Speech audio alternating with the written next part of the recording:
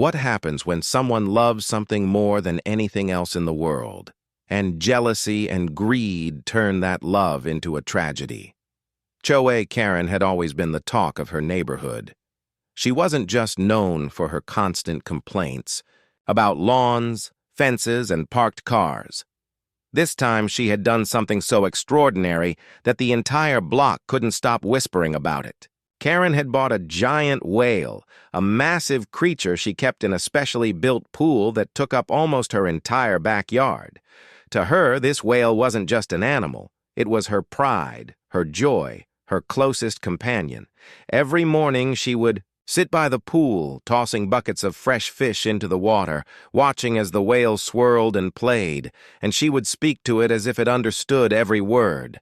"You're the only one who listens to me," she often whispered, her hand brushing the surface as the whale came close, blowing fountains of water into the air. But while Karen's love for her whale grew stronger, so did the irritation and envy of her neighbors.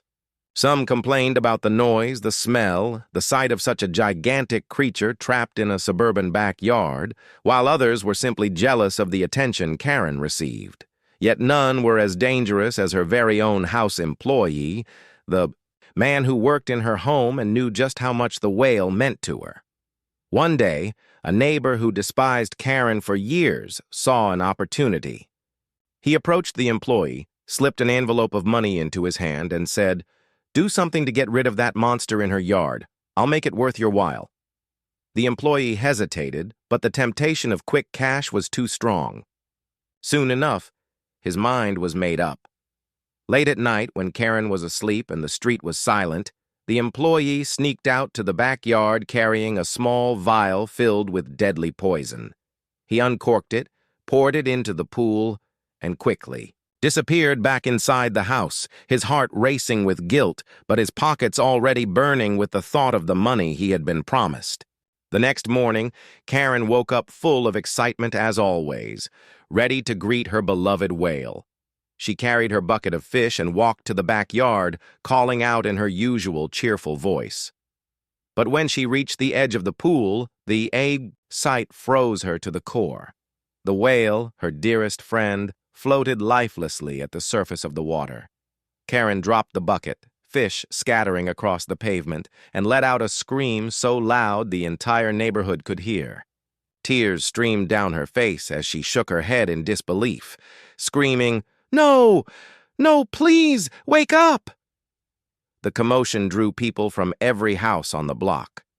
One by one, neighbors gathered, not to comfort her, not to share her grief, but to stare. They pointed, whispered, took out their phones, and treated the scene like a spectacle. For them, it was shocking, bizarre, even entertaining to see a whale lying dead in a backyard pool. Karen's cries turned into furious shouts. "How dare you all just stand there? This was my family!" But no one moved closer. No one offered comfort.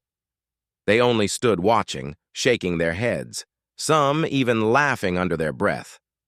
Karen collapsed on the ground, clutching at the concrete, sobbing until her voice grew hoarse. Yet deep inside, she also felt a burning rage. Someone had done this. Her whale had been healthy, strong, and happy the night before. It couldn't just die suddenly. There had to be a reason, and she would find it. She would find whoever took away the only creature that ever understood her dot. Karen sat trembling by the pool, her cries echoing off the neighborhood walls, while the crowd grew thicker, people murmuring as if they were at some strange carnival rather than a scene of heartbreak. And though she was broken, she was not blind. She noticed the way certain neighbors looked at each other, the smirks, the sideways glances, and deep inside, she knew someone had wanted this to happen. Someone had taken from her the only living being she truly cared for, and that burning suspicion hardened into a vow that she would not rest until the truth came out. So she called the police, demanding an investigation right there in front of everyone. Her voice raw, yet filled with fury. And when the officers arrived, they first treated it like a joke, baffled by the sight of a dead whale in a backyard. But when Karen's sobbing turned into screaming accusations, they realized this was not merely bizarre. It was criminal, so they cordoned off the area and began their work, taking samples of the water, checking the pool, and questioning the neighbors who stood around like hungry vultures. Hours turned into days, and the results were clear. The water was laced with poison, a substance too strong to be an accident, and the investigators traced back every possible lead until one name kept surfacing, the very man Karen had trusted to work inside her home. Her employee, the one who always had access to the backyard, the one who had keys, the one who knew her schedule, and under interrogation he cracked, confessing that he had been paid off by a longtime rival neighbor who hated Karen's wail and wanted it gone forever. The confession hit Karen like a second wave of pain, sharper than the first, because betrayal from a stranger is cruel, but betrayal from someone who lives under your roof, someone who ate your food and smiled to your face, was unbearable. When the police escorted both the employee and the neighbor out in handcuffs, the crowd of onlookers gasped, some pretending to be shocked, though Karen knew many of them had secretly wished for this outcome, and as the culprits were pushed into patrol cars, Karen shouted through her tears, "You thought you could take my heart away and walk free? Justice will follow you like a shadow."